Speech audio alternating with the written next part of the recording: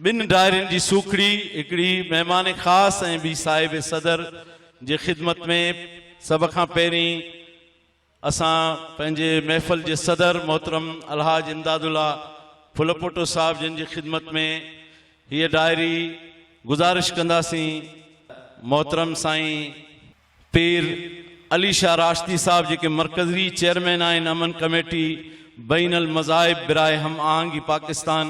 उन्हनि जे हथां हीअ सूखड़ी काज़ी साहब जिन खे इनायत कराईंदा।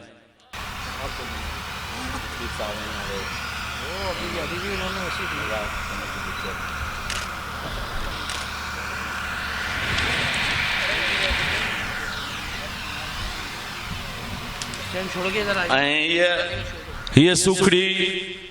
अलहाज इमदादुल्ला फ़लपोटो साहब जिन जे खिदमत में जेका शहीद इस्लाम जा बिरादर